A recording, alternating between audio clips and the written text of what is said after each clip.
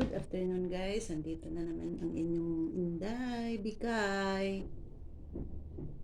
Ah, Pangalawang story to guys sa aking buhay ngayon.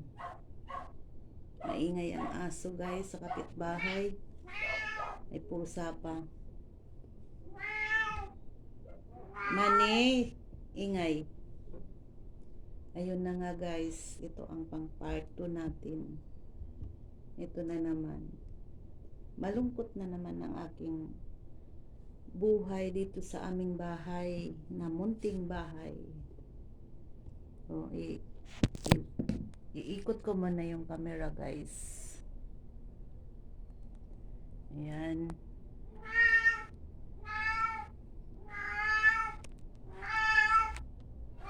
Shh! Mani, ingay. Mani. Ayan. Ito, isa-isay ko na ang aking kwento sa inyo. Kay hindi man ako makapag content guys sa labas kay may bantay ako ng tindahan. Kaya wala akong time mag gawa ng vlog sa labas. Sa susunod guys. Ayun na nga guys. Mahirap talaga na ang pamilya na hindi magkakasundo. Hindi ko alam guys kung bakit. Mabait naman akong tao.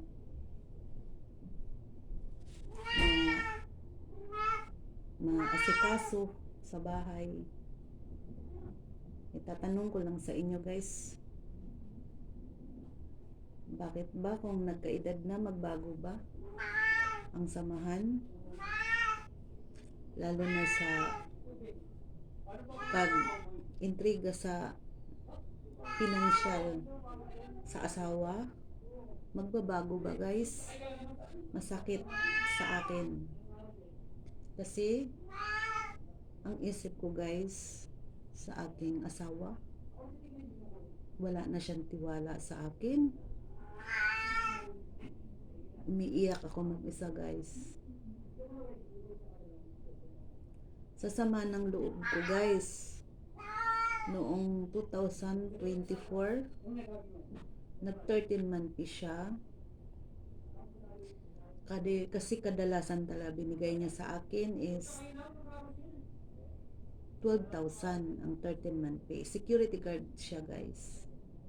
Tapos, inano ko siya na, ang alam ko 15,000.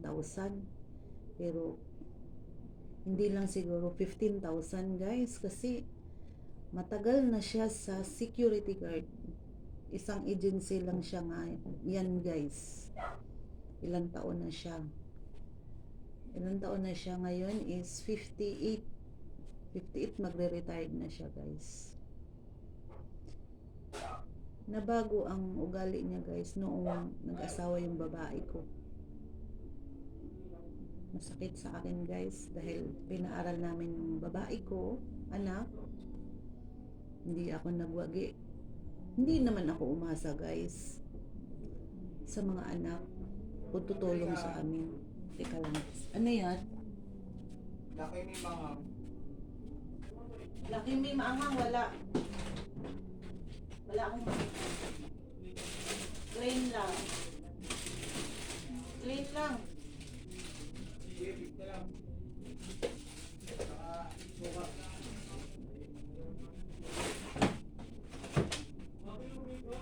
Suka.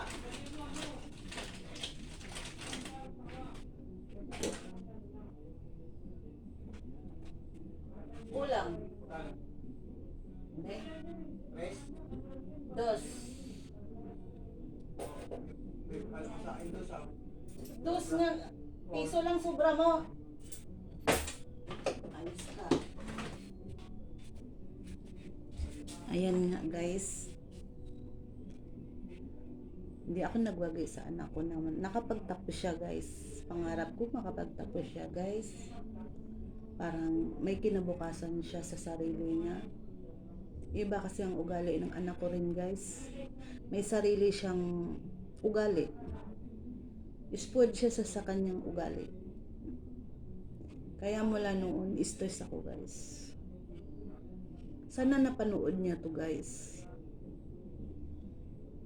Kasi, kaya ko siya pinaaral dahil ayoko nang maging katulad namin. Hanggang ngayon nasa squatter pa rin kami guys, pag-asawa.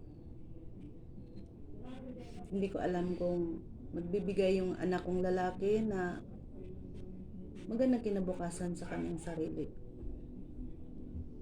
Kaya, ito guys, ang dibdib ko laging sumasabog. Pero wala akong magawa. Desisyon ng asawa ko na ganyan siya sa akin. Kasi nga, lunod siya sa scatter na laro. Sabi nila ngayon wala nang scatter guys. Isinishare ko lang sa inyo guys yung naramdaman ko. Kasi gusto ko isi-share dito sa social media. Mahirap naman hindi ko ilalabas. Ako ay may sakit, high blood. Ano yun? Winston? Ako? Malaki?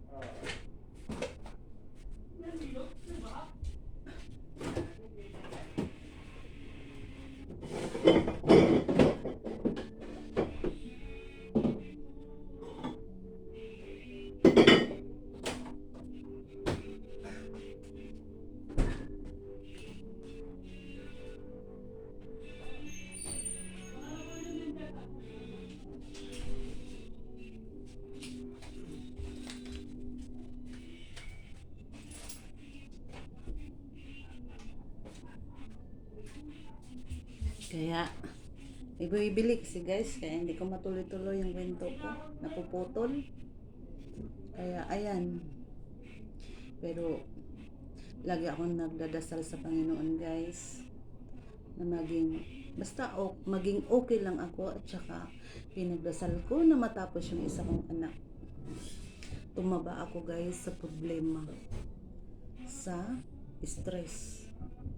Ang hirap talaga guys na wala kang masumbungan, mapagkwentuhan, ng kaklose na kamag-anak kasi wala na nga guys.